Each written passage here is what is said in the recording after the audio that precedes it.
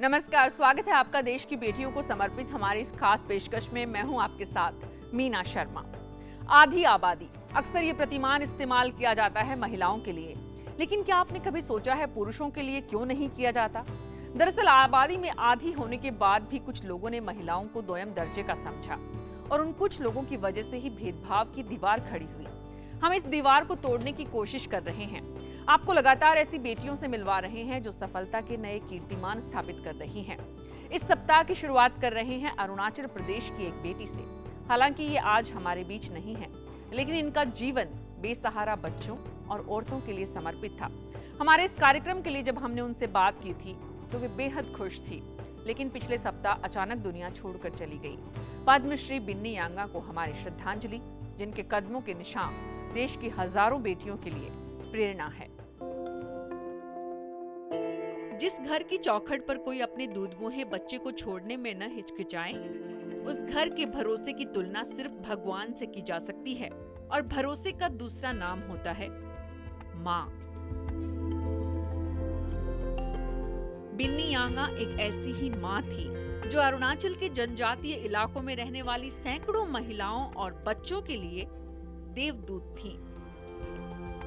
उनके बनाए आश्रम में बिन माँ बाप के कई बच्चे रहते हैं, मगर अब बिन्नी के जाने के बाद वो खुद को अनाथ महसूस करने लगे हैं। बात महज किताबी शिक्षा तक सीमित न रहे, इसलिए संस्कारों का बीजारोपण भी इस माँ को दूसरों से अलग खड़ा करता था।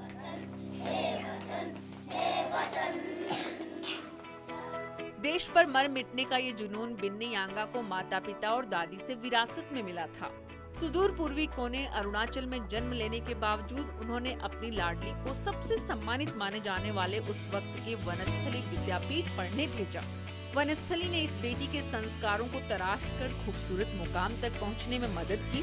यही वजह है कि बिन्नी जब छुट्टियों में हॉस्टल से घर लौटती थी तो अपने साथ पढ़ने वाली दूसरी लड़कियों के पुराने कपड़े लेकर आती थी और गांव की जरूरतमंद बेटियों को पहुंचाती थी। मेरे पिताजी के साथ साथ मेरी दादी, मेरी माँ, सब लोग मेरे परिवार में सोशल वर्कर ही थे। मैं अपनी परिवार में तीसरी पीढ़ी में थी। मेरी माँ से पहले, मेरी पिताजी से पहले मेरी दादी भी उस ज़माने में अपने गांव की एक अच्छे सामाजिक कार्यकर्ता में से गिने जाते थे। देश की मुख्य धारा से कटे हुए अपने गांव और अपने लोगों को आगे बढ़ाने के लिए एक स्कूल टीचर के तौर पर जिंदगी की शुरुआत की। फिर राज्य की पहली महिला पुलिसकर्मी बनी, लेकिन खाकी वर्दी का रौब उन्हें रास नहीं आया। जल्दी ही वो पढ़ने पढ़ाने के अपने पसंदीदा काम की तरफ मुड़ गई। शिक्षा की अलख जगाई और फिर महिलाओं को अपने पैरों पर खड़े होने में मदद करने के लिए एक सामाजिक संगठन खड़ा किया और नाम दिया ओजू वेलफेयर एसोसिएशन। इस संस्था ने महिलाओं को सिलाई कढ़ाई सिखाने के लिए मशीन लगाई। तो बिन्नी की टीम की मेहनत और लगन का ही नतीजा है कि ओजू के बनाए उत्पाद देश विदेश में छाए हैं। उस समय मेरे पास इतनी बड़ा पूंजी भी नहीं थी कि मैं किसी को आसानी से सहारा दे सकूं। फिर भी मैंने हिम्मत के साथ एक छोटी सी संस्था खोला जिसका नाम ओजू वेलफेयर एसोसिएशन रखा। तो जिनको आवश्यकता थी मदद की और मुझे भी उनकी आवश्यकता थी, ऐसे महिलाओं को लेके मैंने छोटी सी एक उद्योग शुरू किया। अपने गृह जिले सुबानगिरी को देश के नक्शे पर नई पहचान दिलाने वाली इस बेटी को राष्ट्रीय स्तर पर पूर्व प्रधानमंत्री अटल बिहारी वाजपेयी ने सम्मानित किया, तो पूर्व राष्ट्रपति प्रतिभा पाटिल ने भी पद्मश्री से नवाजा। आज भले ही ये बेटी हमारे बीच नहीं है, मगर अभावों में रहने वाले अपने गांव और राज्य को बिन्नी ने एक नई पहचान दिलाई है।